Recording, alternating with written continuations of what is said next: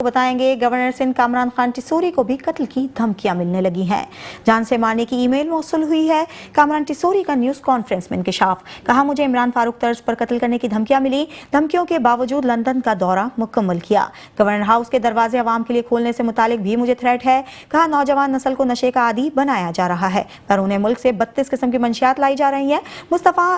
عامر case ٹھیک سے handle ہوا تو منشیات کا خاتمہ ہو جائے گا، کہا رمضان المبارک میں 10 لاکھ سے زائد افراد کے لیے افطار ڈنر کا اہتمام کیا جائے گا، روزانہ قرآن اندازی کے ذریعے ایک پلاٹ دیا جائے گا، گورنر ہاؤس میں ختم القرآن کی تقریب بھی ہوگی اور رمضان ٹرانسمیشن بھی شروع کی جائے گی۔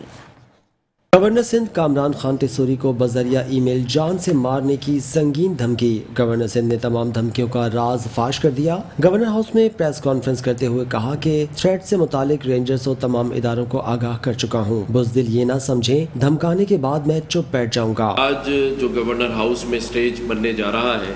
وہ پورے پاکستان میں رمضان ٹرانسمیشن میں اس سے بڑا اسٹیج الحمدللہ نہیں ہوگا، جو کہ پورے 30 رمضان تک یہاں وہ اسٹیج رہے گا، اور اس میں تقریباً 10 لاکھ کے قریب لوگوں کے ہم نے افطار ڈنر کا اہتمام کیا ہے، اور روزانہ کی بنیاد پر ہم ایک پلاٹ کی قرآن اندازی بھی کریں گے، اور وہ یہاں آنے والے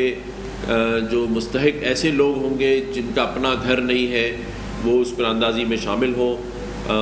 اس کی ٹائمنگ بھی آپ سے ہم شیئر کر لیں گے کہ کس ٹائم پر وہ قرآن اندازی روزانہ کی جائے گی، جس میں ایک پلاٹ روزانہ، تو 30 دن تک یہ قرآن اندازی کا عمل جاری اور ساری رہے گا۔ دوران گفتگو اس سال بھی گورنر ہاؤس اور مختلف مقامات پر 10 لاکھ سے زائد افراد کو سحر و افطار کروانے کا اعلان کیا، کہا کہ ملک کی سب سے بڑی ٹرانسمیشن اس سال گورنر ہاؤس میں منعقد ہوگی، جس میں بذریعہ قرآن اندازی روز ایک پلاٹ دیا جائے گا۔ مجھے ایک دفعہ نہیں کئی دفعہ تھریٹس آ چکی ہیں، اور اس بار بھی جب تھریٹ آئی تھی میں اس دن لندن کے لیے روانہ ہو رہا تھا، اور تمام جو متعلقہ ادارے ہیں ان کو ہم نے انفارم کر دیا۔ ایم ایس صاحب میرے بیٹھے ہیں، انہوں نے رینجرز کو بھی خط لکھ دیا ہے، اور باقی بھی جس کو ہم نے بتانا تھا کہ اس کو ٹریک کریں، کیونکہ تھرو ای میل تھریڈ آئی ہے تو اس پر کام ہو رہا ہے۔ لیکن آپ نے کہا نا کہ اس کا جواب، اور یہ صوبے کے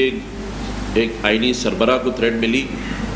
تو اس کے باوجود وہ کسی بند کمرے میں نہیں بیٹھ گیا، یہ جواب ہے۔ مصطفیٰ عامر قتل کیس سے متعلق گورنر سندھ نے کہا کہ کیس میں کلو سب کے سامنے ہے، اب ضرورت کیس پر کام کر کے کئی رازوں سے پردہ اٹھانے کی ہے۔ کیس میں جج کے رویے پر سندھ ہائی کورٹ کے جسٹس کو بھی خط لکھوں گا، کوتاہی برتنے والے ججز کو فوری گھر بھیجا جائے۔ کیمرہ مین طارق اشفاق کے ساتھ احمد اسحاق، میٹرو ون نیوز، کراچی۔